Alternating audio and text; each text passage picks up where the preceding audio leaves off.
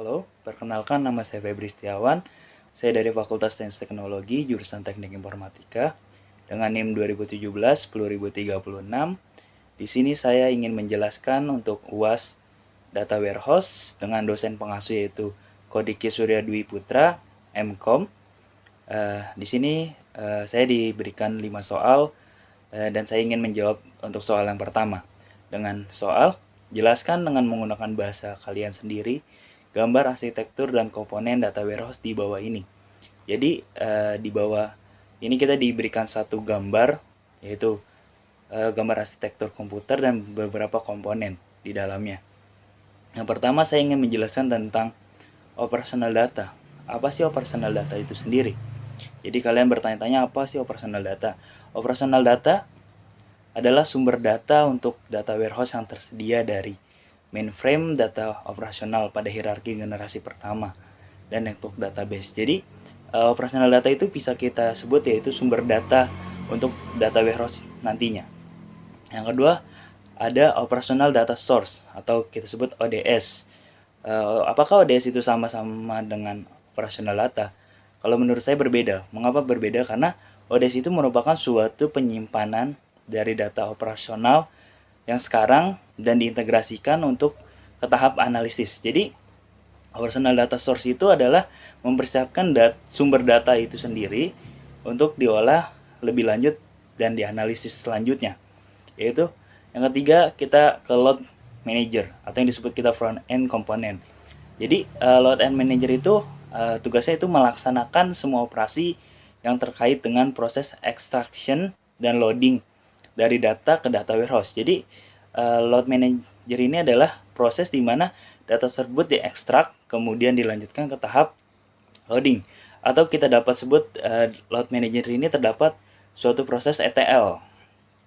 Selanjutnya ke warehouse manager.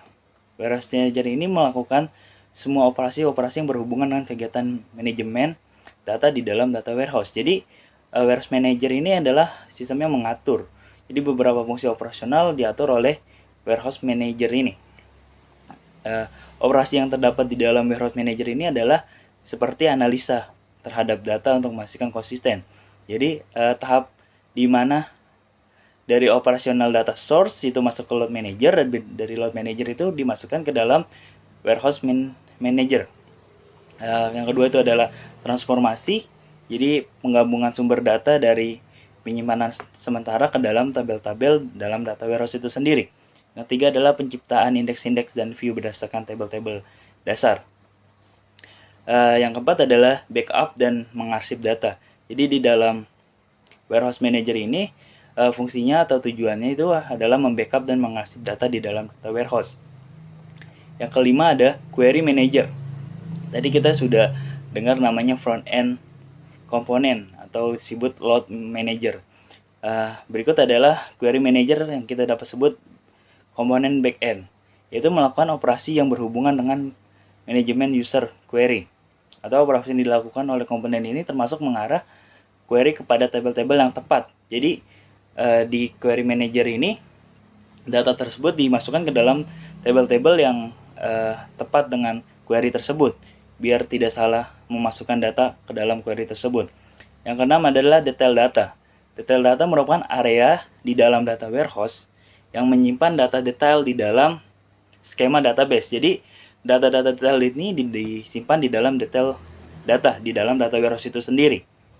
Yang selanjutnya likely dan highly summed data merupakan area dalam data warehouse yang menyimpan semua agregat data yang digeneralisasi oleh warehouse management. Jadi dari warehouse management itu masuk ke dalam likely dan highly summed data itu untuk disimpan.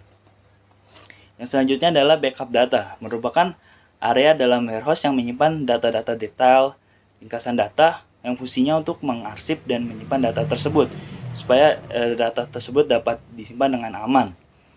Biar jika ada kesalahan data atau kerusakan sistem, data tersebut tidak hilang begitu saja. Nah, selanjutnya ada metadata. Metadata apa sih metadata itu sendiri? Metadata merupakan area dalam data warehouse yang menyimpan semua metadata. Metadata itu data yang menerangkan data lain. Jadi satu data ini menjelaskan untuk data yang lain.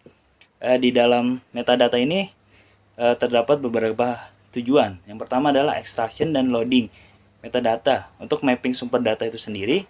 Yang kedua adalah manajemen data warehouse. Yang ketiga adalah pembagian dari proses manajemen query. Terus metadata digunakan untuk menghubungkan query secara langsung dengan sumber data yang dibutuhkan.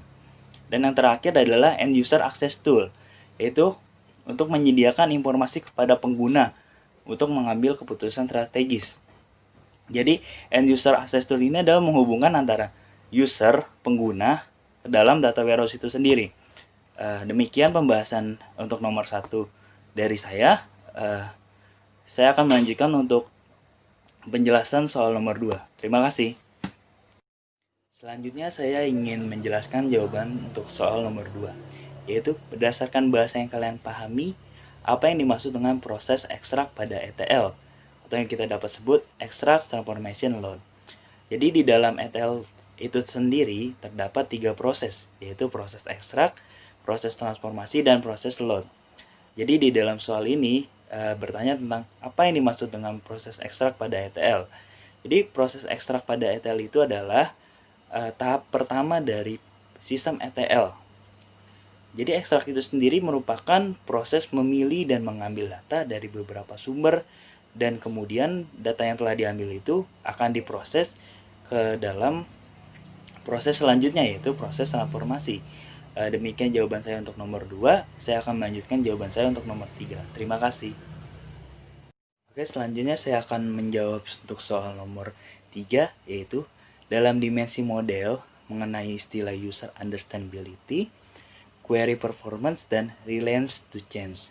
Jelaskan maksud dari istilah tersebut. Jadi yang pertama saya ingin menjelaskan tentang user understandability.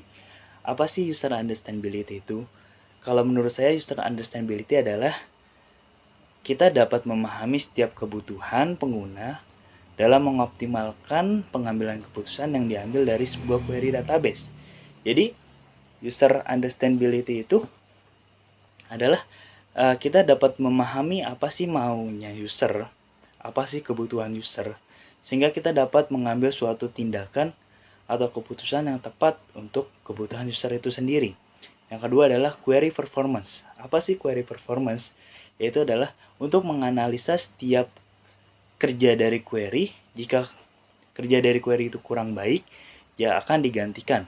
Jadi untuk mengoptimalkan kinerja dari dimension model itu sendiri. Jadi ketika ada query yang kurang baik kinerjanya, akan digantikan oleh query yang lebih baik dalam sistem kerjanya itu sendiri. Yang ketiga adalah reliance to change. Apa sih reliance to change itu sendiri? Yaitu adalah kesiapan untuk menerima suatu perubahan, baik perubahan data ataupun perubahan lainnya. Sehingga jika ada suatu perubahan, sistem akan tetap berjalan secara optimal, walaupun banyak gangguan yang sedang terjadi. Demikian jawaban saya untuk nomor 3. Selanjutnya saya akan melanjutkan jawaban saya untuk nomor 4. Terima kasih. Selanjutnya saya akan menjelaskan untuk jawaban nomor 4. Sebutkan langkah-langkah sederhana dalam membuat skema STAR dengan menggunakan tabel fakta dan tabel dimensi. Menurut saya langkah-langkah sederhana dalam membuat STAR skema terdapat 4 langkah atau 4 tahapan. Yang pertama adalah menentukan proses bisnis. Proses bisnis ini akan menghasilkan metrik kerja yang akan diterjemahkan ke dalam fakta-fakta dan yang akan dituangkan ke dalam tabel fakta. Yang kedua, menentukan grain atau detail. Dalam menentukan grain atau detail, dapat menerapkan sebuah representasi baris dalam tabel fakta. Jadi grain atau detail ini dapat dipakai untuk menganalisa. Yang selanjutnya mengidentifikasi dimensi, yaitu adalah memberikan konteks apa yang ingin dilihat dalam proses bisnis, seperti siapa, apa, kapan, dan sebagainya. Label dimensi berisi atribut deskriptif yang digunakan untuk menyaring dan mengelompokkan fakta-fakta tersebut. Yang selanjutnya atau yang terakhir, mengidentifikasi fakta. Fakta itu merupakan pengukuran yang dihasilkan dari suatu proses bisnis yang bersifat numerik atau yang dapat dihitung. Demikian jawaban saya untuk nomor 4. Selanjutnya saya akan membahas untuk nomor 5. Terima kasih. Selanjutnya saya akan menjelaskan untuk jawaban nomor 5. Untuk bagian 5A dengan soal buatlah dimensi array untuk data table reseller Anita. Jadi yang di atas ini adalah data table dari reseller Anita. Jadi kita disuruh membuat array-nya. Jadi kalau saya membuat array-nya demikian. Terdapat array 2 dimensi. Jadi untuk soal 5A ini saya menggunakan array 2 dimensi, yaitu model terdiri dari 3. Model terdiri dari 3 yaitu seri 1, seri 2, dan seri 3. Kita dapat lihat dari tabel reseller Anita ini ada seri 1, seri 2, dan seri 3. Yaitu terdapat juga 3 warna, yaitu warna merah, warna biru, dan warna hitam. Jadi di dalam array ini saya masukkan 3 model, yaitu seri 1, seri 2, dan seri 3. Dan 3 warna, warna merah, warna biru, dan warna hitam. Dan di dalam dimensi array 3 kali 3 ini, saya masukkan penjualannya. Ada 6, 5, 4, 3, 5, 5, 4, 3, 2. Jadi menggunakan array 2 dimensi dengan 3 kali 3 yang terdapat jadi 9 sel. Jadi seperti ini. Selanjutnya saya akan membahas untuk nomor 5B, yaitu dengan soal buatlah dimensi array untuk data table penjualan di atas. Jadi ini terdapat data table untuk penjualan semua reseller. Jadi ada model, warna, dan reseller dan penjualan. Jadi di dalam 5B ini saya menambahkan reseller ke dalam database. Jadi dari dimensi 3 kali 3 saya membuat menjadi dimensi 3 kali 3 kali 3 dengan 3 dimensi. Yang sebelumnya 2 dimensi, sekarang saya membuat jadi 3 dimensi dengan menambahkan reseller di dalamnya. Dengan 27 sel. Jadi ada 27 kotak di dalam ini dengan menambahkan tetap dengan model 3 seri, warna 3 seri, dan reseller 3 seri berdasarkan data yang terdapat di atas sini. Ada Alia, Anita, dan Sinta. Jadi terdapat 3 model yaitu seri 1, seri 2, seri 3, dan 3 warna, merah, biru, hitam, dan 3 reseller, Alia, Anita, dan Sinta. Berikut penjelasan saya untuk nomor 5 ini. Jika ada kekurangan dari jawaban saya dari nomor 1 dan nomor 5, saya mohon maaf. Akhir kata saya ucapkan terima kasih.